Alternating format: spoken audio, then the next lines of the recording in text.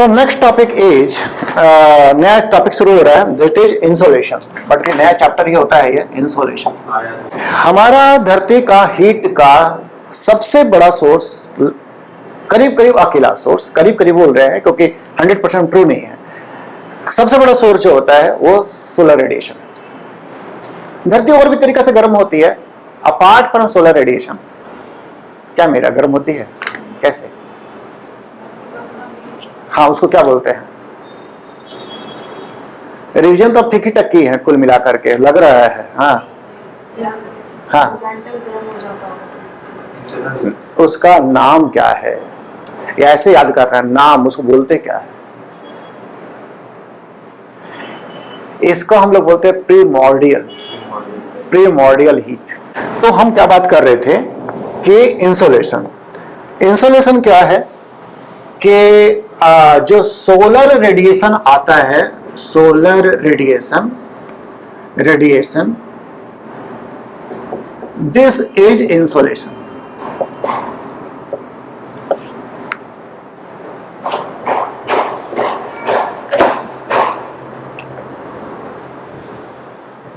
समझाने के लिए फिर बोल रहे बात कि हम लोग अभी टेम्परेचर कंफर्टेबल फील कर रहे हैं क्योंकि हमारा बॉडी जितना हीट अंदर में प्रोड्यूस कर रहा है उतना हीट निकल जा रहा है। अगर एक्यूमुलेट करने लगेगा तो हमको गर्मी लगेगा।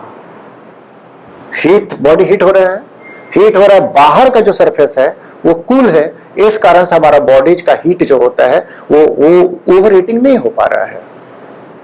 और अगर हम एसी बंद कर दें तो क्या होगा कि बाहर का टेम्परेचर मेरा बॉडी का टेम्परेचर के अगर बराबर हो जाए तो हीट जो होगा बाहर निकल पाएगा। ठीक, तो गर्मी हम महसूस करेंगे।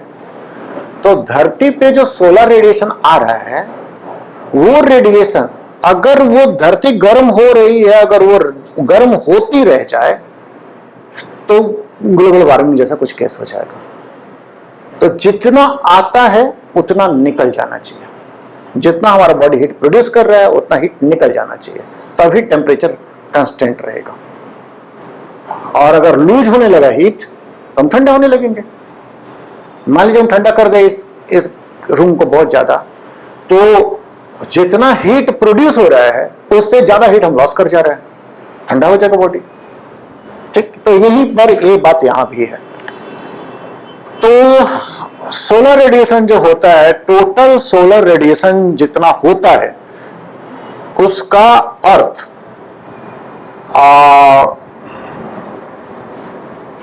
जो होता है वो 2 बिलियंथ जो होती है वो रिसीव करती है। जो ध्यान से सुनते रहिएगा, जो एनर्जी सन से आता है वो एनर्जी हाई फ्रीक्वेंसी यानी शॉर्ट वेव होता है। ठीक, तो सन बना दे रहे हैं, सन से जो अर्थ में आया हम साइज उतना ही बना रहे हैं। ये जो आया energy this is short wavelength.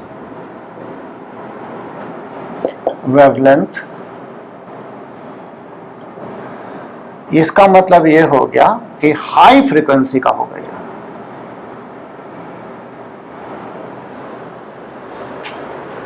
ठीक, short wavelength high frequency. Short wavelength high frequency एक जनरल रूल यह है कि कोई भी बॉडी जितना ज्यादा गर्म होगा उतना हाई फ्रीक्वेंसी एनर्जी रिलीज करता है। ठीक, अब यहां से जब आएगा तो ये अर्थ का एनवायरमेंट से होकर के गुजरेगा, और जब एनवायरमेंट से होकर के गुजरेगा तो जितना एनर्जी इस पॉइंट पे आएगा उतना एनर्जी अर्थ तक नहीं आएगा, क्योंकि कुछ एनर्जी जो होगा वो रिफ्लेक्टेड बैक हो जाएगा और कुछ एनर्जी जो है कि डस्ट पार्टिकल से स्कैटर कर देंगे, कुछ एब्जॉर्ब कर लेंगे। तो धरती तक जो होगा वो पूरा नहीं पहुंचेगा जितना टॉप में एटमॉस्फेयर का पहुंचता है। एटमॉस्फेयर से क्रॉस करते समय एनर्जी लॉस होता है। तो एनर्जी कितना रिसीव होता है At the top of an atmosphere, it is 1.94 calorie पर मीटर स्क्वायर। ठीक है, 1 मीटर का अगर आप बनाएंगे, 1 मीटर लंबा चौड़ा अगर एरिया लेंगे तो वहां पे 1.94 कैलोरीज पर स्क्वायर मीटर पर मिनट। और बाकी हीट बजट जब पढ़ेंगे तो आपको पता चल जाएगा कि वो एक्चुअल कितना पहुंचता होगा। हीट बजट में थोड़ी देर बाद आएंगे, मतलब नेक्स्ट क्लास में आएंगे। अब क्या है कि जो सन है, फिर से एक सन बना रहे हैं, तो ये हमारा हो गया सन। सन से एनर्जी निकल रहा है और आपको पता है कि हमारी जो अर्थ है वो इस तरह से रिवॉल्व कर रही है। ठीक, तो जो पॉइंट में वो सबसे दूर रहती है, क्या बोलते हैं उसको? अच्छा, 1 मिनट। हाँ, एपिहेलियन। ठीक है, इसको बोलते हैं एपिहेलियन। हेलियोस, हेलियोस मतलब सन, उसे से याद रख लेंगे। हेलियोस मतलब सन। जो धरती होती है वो इलिप्टिकल ऑर्बिट में घूमती है, नॉट सर्कुलर ऑर्बिट। कभी दूर हो जाती है, कभी नजदीक चली जाती है। ठीक, जब दूर जाती है तो इसको बोलते हैं एपिहेलियन, और जब नजदीक जाती है नया पेरिहेलियन। पेरिहेलियन तो निश्चित बात है, जब थोड़ा नजदीक रहेगी तो थोड़ा ज्यादा एनर्जी उसको मिलेगा, दूर जाएगी तो कम एनर्जी मिलेगा। लेकिन ये बहुत ही माइनर इंपैक्ट डालता है, बहुत ही माइनर इंपैक्ट।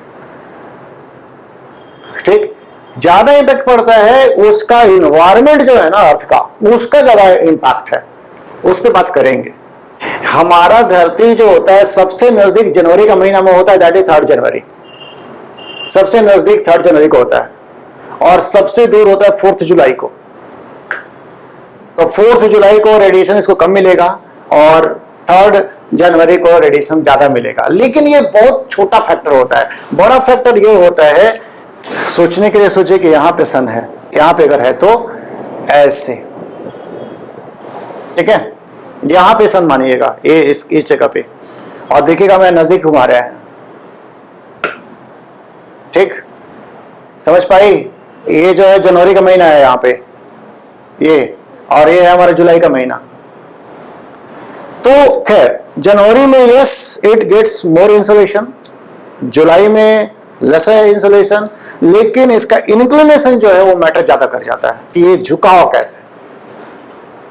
ठीक, तो अब हम लोग देख रहे हैं 3 फैक्टर पढ़ेंगे अभी कि इंसुलेशन जो होगा वो किस बात पे डिपेंड करेगा कि कितना मिलता है। पॉइंट नंबर 1, पहले एक बात ऐसे जनरल बात कर ले, उस बात पे जाएंगे कि जनरली जो इंसुलेशन होगा इट विल बी, आप थोड़ा गेस कीजिएगा, इस पॉइंट पे जो इंसुलेशन होगा, सन यहां पे है, और इस पॉइंट पे जो इंसुलेशन होगा, इसमें कहां इंसुलेशन ज्यादा होगा? यहां पे ज्यादा होगा या यहां पे ज्यादा होगा, या दोनों जगह बराबर होगा? मिडिल में होगा ना ज्यादा। यहां पे अगर कोई लाइट हम लगाएंगे तो यहां ज्यादा पहुंचेगा, यहां पे कम पहुंचेगा। तो एक तो फैक्टर ये हो गया कि जनरल बात कि जैसे हम इक्वेटर से पोल की तरफ में जाते हैं, इंसुलेशन जो होता है जनरल बात, और इंसुलेशन कम होता चला जाता है। एक एक्सेप्शंस आएंगे। एक्सेप्शन किस बात पे आएंगे कि वहां पे बादल कितना था, अगर बादल है और डस्ट पार्टिकल्स है तो इंसुलेशन को रोक देगा, तो कम आएगा। तो जहां पे ह्यूमिडिटी बहुत ही कम है वहां पे इंसुलेशन ज्यादा हो जाएगा ना। अटाकामा में हो जाएगा ना ज्यादा इंसुलेशन। अभी हम लोग जो पढ़ने जा रहे हैं वो factors influencing insolation. First of all, angle of incidence. Angle of incidence, sun ray अगर ऐसे आ रहा है इस तरह से,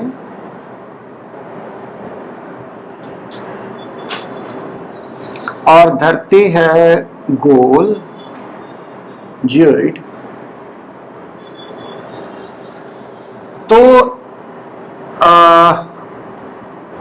अगर हम इधर में बनाते हैं या हम लोग इधर में बनाते हैं, इधर में, तो एंगल ऑफ इंसिडेंस क्या है कि एट टेंजेंट, टेंजेंट का कॉन्सेप्ट आप लोग को होगा, टेंजेंट ऐसे बना रहे हैं, ठीक बना रहे हैं ना टेंजेंट, तो टेंजेंट पर जो एंगल बनेगा, this angle is angle of incidence, ठीक है। तो टेंजेंट मतलब जिस पॉइंट पे टच करके एक सीधा लाइन अगर हम कर पाए तो उसको टेंजेंट बोलते हैं, ठीक। यहां पर आप अगर एक स्केल लगा देंगे तो स्केल लगा देंगे तो उस पॉइंट पे जैसे रहेगा दैट इज टेंजेंट, हम सिंपल वर्ड में बोल रहे हैं, ठीक। यहां पर जो हमारा टेंजेंट है ये यहां पर 90 डिग्री बन रहा है, यानी कि एंगल ऑफ इंसिडेंस जैसे जैसे हम इक्वेटर से पोल की तरफ में जाएंगे वैसे एंगल ऑफ इंसिडेंस जो होता है वो कम होने लगता है, कम, ध्यान रखिएगा, कम होने लगता है, not more, it is lesser. यहां पे 90 डिग्री होगा और धीरे धीरे धीरे करके कम होने लगेगा। तो एंगल ऑफ इंसिडेंस जो होता है वन ऑफ द फैक्टर कि कितना इंसुलेशन मिलेगा धरती को। तो एंगल ऑफ इंसिडेंस से फर्क क्या पड़ता है कि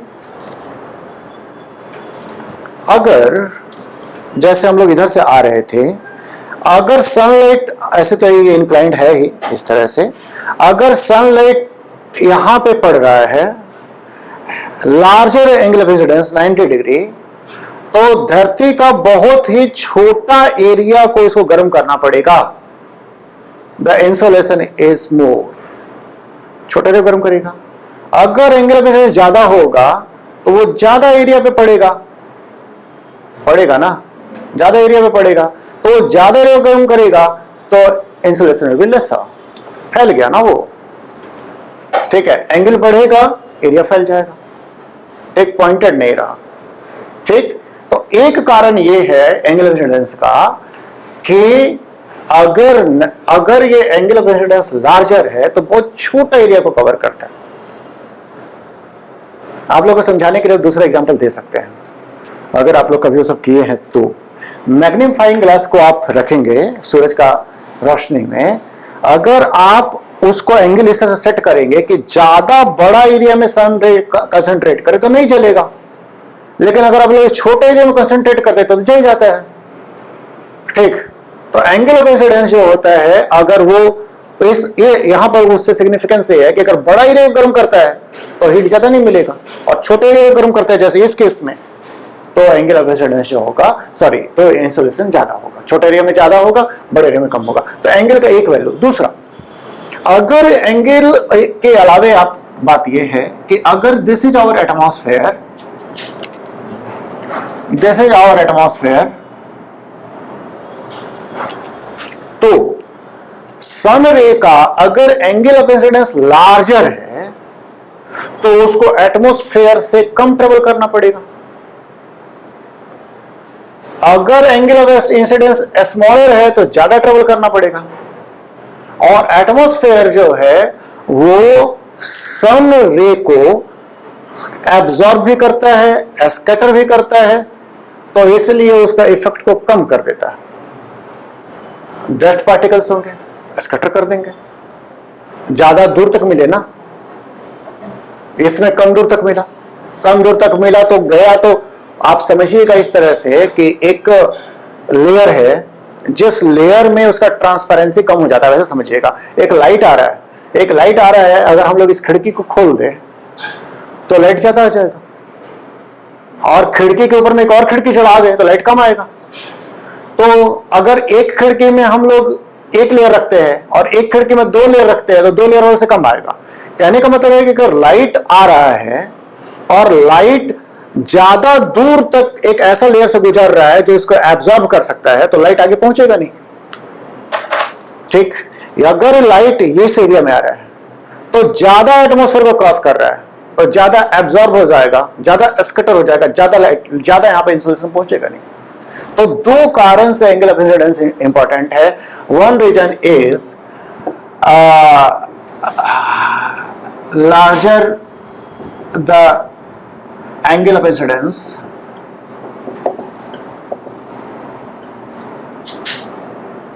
lesser the area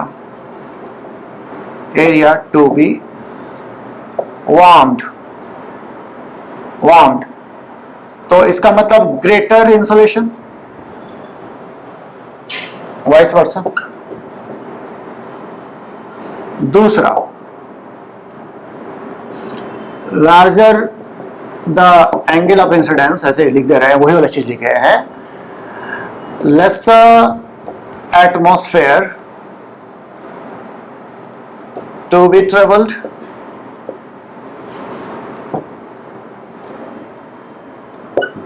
less absorption, lesser absorption and lesser scattering, the greater the insulation.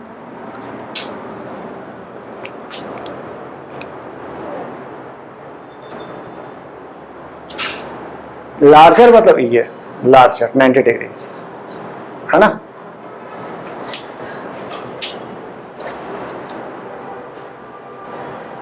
हम उस पर फोकस इसलिए भी कर रहे हैं ना क्योंकि आप लोग कभी एज्यूम कर देंगे इसको लार्जर, पूरा गड़बड़ हो जाएगा. नेक्स्ट हमारा ड्यूरेशन ऑफ द डे, इसको आप लोग अच्छा से समझते हैं.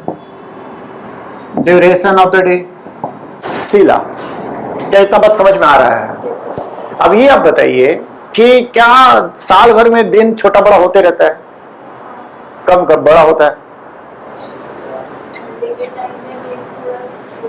हाँ, बड़ा होता है. ठीक है, इसके पीछे जो रीजन है आप लोगों को पता है कि ये ग्लोब का रीजन है. गर्मी का मौसम में जो होगा वो दिन बड़ा होगा.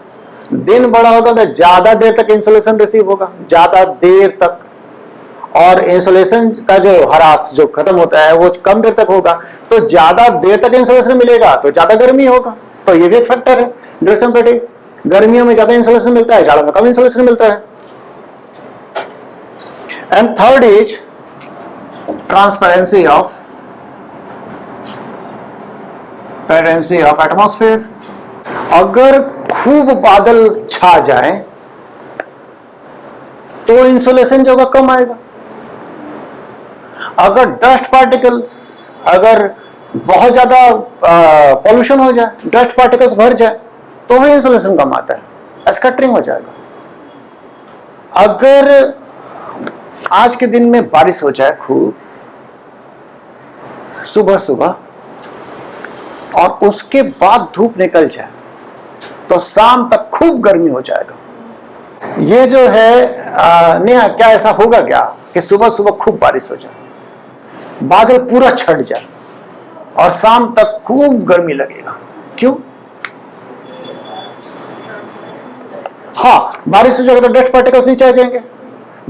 बारिश होगा ना तो डस्ट पार्टिकल्स आ जाएंगे नीचे, एनवायरमेंट एकदम क्लीन हो जाएगा. हम लोग घर से दलमा एकदम साफ कभी कभी नजर आता है, एकदम साफ. अगर साफ नजर आता है डस्ट पार्टिकल सब नहीं है. अगर उस समय सूर्य का रोशनी अगर आएगा तो इसका मतलब पूरा गर्मी कर देगा. ठीक, जितना हेजी होगा उतना चांस कम रहेगा. तो जितना ट्रांसपेरेंसी होगा, यानी कि क्लाउडीनेस ना हो, डस्ट पार्टिकल्स ना हो, उतना ज्यादा इंसुलेशन आ पाएगा.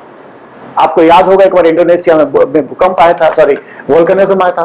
पूरा का पूरा दुनिया में डस्ट जम गए थे, मतलब डस्ट आ गए थे एनवायरमेंट में, और दुनिया का टेम्परेचर जो था 1-2 डिग्री कम हो गया था पूरा दुनिया का, क्योंकि सूरज का रोशनी आ ही नहीं पा रहा था. और अभी जो एक आदमी बोल रहा था कि ग्लोबल वार्मिंग से निपटने का एक तरीका है कि डस्ट पार्टिकल से भर दो एटमॉस्फेयर को ताकि रोशनी ना आ पाए. मतलब वो अपर लेयर में बोलता है एरोसोल डाल दो. क्या? हाँ, क्या? अरे अभी हाल में आया था एक, आप कोई संस्था बोला था कि ये भी तक रास्ता है. हाँ, लेकिन इसका दिक्कत ये है कि फिर फोटोसिंथेसिस कैसे होगा. ठीक, तो ये भी एक फैक्टर है ट्रांसपेरेंसी कि कितना इंसुलेशन हम रिसीव करते हैं. अच्छा, यहां हम रहने देते हैं, फिर हम लोग थर्सडे को प्रोबेबली या फ्राइडे को पढ़ेंगे। हाँ नहीं छुट्टी नहीं है, कल करंट अफेयर्स पढ़ाएंगे।